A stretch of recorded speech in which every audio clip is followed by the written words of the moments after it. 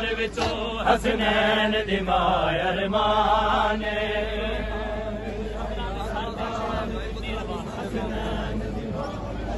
सुन के नमाज़ी बिस्मिल्लाह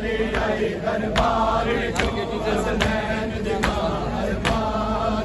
पुत्रा दे सर ते हथ रख के बड़ी सैन गवाया देती रही पुत्रा दे सर ते हथ रख के बड़ी सैन गवाया देती रही मैं मसले तो नहीं भूल सकती मैं मसले तो नहीं भूल सकती बन घर आया कुरान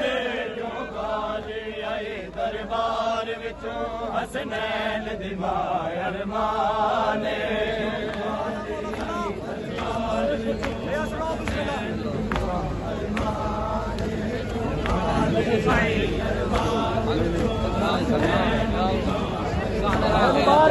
पुत्रा दे सर ते हथ रख के बड़ी सैन गवाया देती रही पुत्रा दे सर ते हथ रख के बड़ी सैन गवाया देती रही मैं मसले तो नहीं भूल सकती मैं मसले तो नहीं भूल सकती बन घर आया कुरान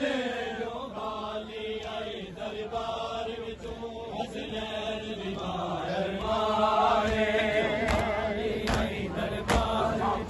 हाय तख्त अगर खड़ी रही रोंदी हाय तख्त अगर खड़ी रही रोंदी जिया बनदी है राने जो गाली आई दरबार विचों हसनैन दी मां अरमान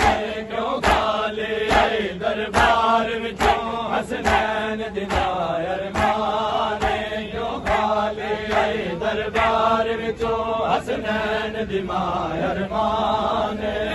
गाली आई दरबार विचों हसनैन दी मां क्यों गाली आई दरबार